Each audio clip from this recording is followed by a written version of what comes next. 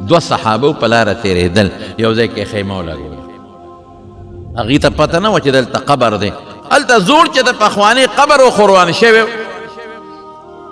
د قبر نه اواز واورېد د تبارک الذي د لاندې نه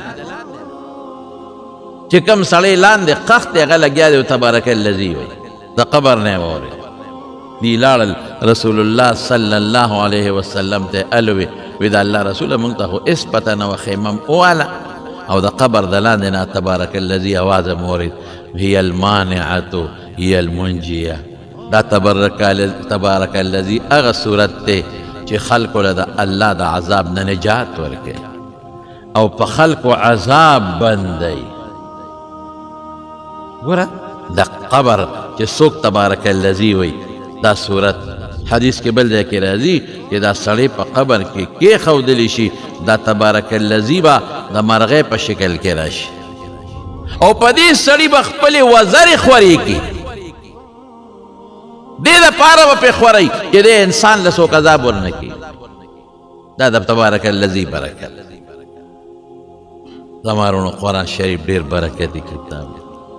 د الله د ذات خبرې دي او د حضور پاک معجزه ده نو چې د خدای د ذات خبرې وي او د رسول الله صلی الله علیه وسلم غوندې عظیم پیغمبر عظیمه معجزه نو چې په هغې کې خیر و برکت نه نو په څه کې به خیر و برکت یو ځل رسول الله صلی الله علیه وسلم وفرمایل وی څوک دا خوښوي چې منډۍ ته لاړ شي د سارو میلې ته او یو اوښه راولي بې پیسو فري ولا څوک ورکړي خیراتي سربغ اوښه ښه لنګه بلار به اوښه او ښه سربه اوښه او ښه قیمتي اوښه ولا څوک ورکړي او د چا نه پټه نه کړي ګناه پې ونه ګټي دغسې بې پیسو یې راولي څوک خوښوي صحابه وی د الله رسوله کلنا نحب دا خو هر یو سړی خوښوي چې د سهار لاړ شم منډۍ ته هغه زمانه کې اوښه داسې وه لکه چې اوس موټري او څوک چاله اوښه ورکړي چې ها دا خیراتي واله فری والا او قخ سربه او قیمتي پی والا هر سړی خوښوي رسول الله مبارک وفرمایل چې سهار وختي چا د قرآن شریف په یو آیت ووی د خدای په نزد د یوې اوښې نه زیات دی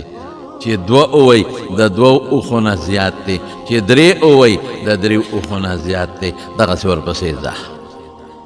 یو آیات چې دی ووی دومره به خوشحاله شي د قیامت په میدان کې او په قبر کې لکه په دنیا کې چې څوک خیراتي اوښه درکړي څو نه خوشحالېږي درې آیتونه دی ووی په قبر کې او په آخرت کې به دومره خوشحاله لکه چې دنیا کې درې اوښې راله مفته کې څوک درکړي او ته خوشحاله یو آیت دی ووی دومره به الله ثواب درکړي لکه چې اوښه دی لاله کړه او ثواب دی او ټولې غوښې د خدای په نوم وویشل چې دوه آیته دی ووی دومره اجر به خدای درکړي لکه دوه اوښان چې دی لال کړل دوه اوښې او د هغې ثواب دی وګټه او غوښې دی غونډې خیرات کړې څونه برکتي دی قرآن شریف لیکن زمونږ خلکو قرآن ته شک کړی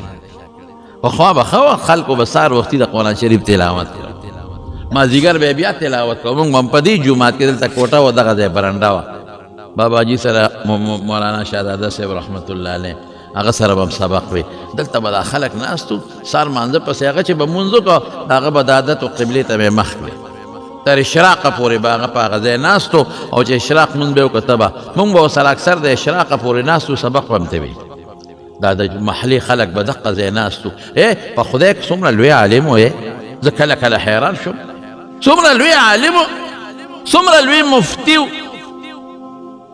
ما د مولانا شمس الحق افغاني رحمت الله علیه نه اورېدلي وو هغه به ګویا لفظ وي وایي ګویا کې مولوي شهزاده صاحب د فقې په مسلو کې د دې زمانې لوی سړی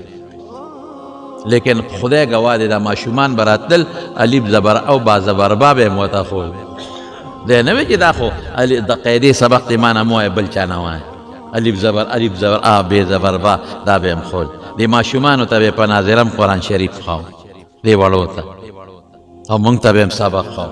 دا دی به په دې جومات کې ناست و د مازدیګر نه پس به دا ټول طالبان را روان چا به یو کتاب وي چا به بل اړو پغوی نه ساتله نور الانوار او اصول شاچی او چا حسامي چې په دې مدرسو کې به کم کتابونه نه شو ویلې کېدې خلک به راتلل هغه کتابونه به د هغه نه وي دا به نه وي چې چیرې نور الانوار خو هغه طالب وي نو تا هغه سره ځان ملګری که که نه یو نور الانوار ما به یو ځای ته شروع کړو بل به دې بل ځای شروع کړو بل به دې بل ځای شروع کړو د دین دا خدمت یې ټول عمر کړی یقین په خدای وکړه ما ته خو هغه وخت یاد نه دی خو ما اورېدلی دي د خپل والد صاحب نه او د مشرانو نه چې دې مخامخ د بادرخیلو جومات کې په دغه جومات کې چې سار به مونځ کو شوې ته به یې ډډه والې وه نو د سار د مانځه پورې به یې 3-4 کتابونه درس کړي داسې شوق د مانځه پورې به یې طالبانو ته سبقونه ویلي وو یاره وایي دا یو عادت یو چې د سار د مانځه نه پس تر اشراقه پورې به په خپل ځای ناستو که چا به وله مصلي له کتاب راوړه ښه به یعنې خپلې تسبیح به یې اشراق نه پس به بیا شروع شو تر غرمې پورې ماسپښین به یې لږ خوب کو او د هغې نه پس تر ماسخوتنه پورې په دې جومات کې ناست و درسونه به یې کول قرآن به یې خلکو ته خو بلا شاګردان دي اوس هم د قرآن شریف نو پخوا به خلک په قرآن شریفونه راواغېستل ډډه به یې وواله سبق به یې وي مازدیګر نه پس به بیا قرآن شریف راواغېست ډډه به یې وواله سبق به یې وي اوس څه شی دی اوس موبایل دی صاحب هر چا سره موبایل چا سره غټې موبایلې دي او بشیر جان سره خو غټ نشته خو وړې ورسره خدای چې 3 دي که 4 دي دا ما دا خوشطبع پورې دغه مه کوې داسې خولې نه مې ووتې چې نن سبا خلکو ټولو موبایلو په جیبونو په لاسونو کې اخیستې دي او د قرآن نه خلک ایسته دي الحمدلله په دې وخت کې زمونږ د علماو نه خدای پاک کار اخلي زه خو قسم په خدای ډېر خوشحاله یم زمونږ په کلي کې خو د خدای فضل دی ډېرې مدرسې دي د الله فضل او په هر جومات کې د قرآن شریف مدرسه را الحمدلله او دلته کې خو زمونږ دا مدرسه را اوس قاري صاحب دې پکې هغه کوي او اکال له انشاءالله که ماشومان زیات شو 2 قاریان به یې که خیر او چې نور هم زیات شو 3 به یې که خیر انشاءالله العزیز تاسو ته هم چې خپل بچي راولېږئ دلته کې ما تپوس وکړو کال له به که خیري پکې د حفظ هم ډېر کسان به انشاءالله العزیز ځکه د چا 12 سپارې د چا زیاتې یادې کړي دي الحمدلله نو زما وروڼو ټول چې څومره یې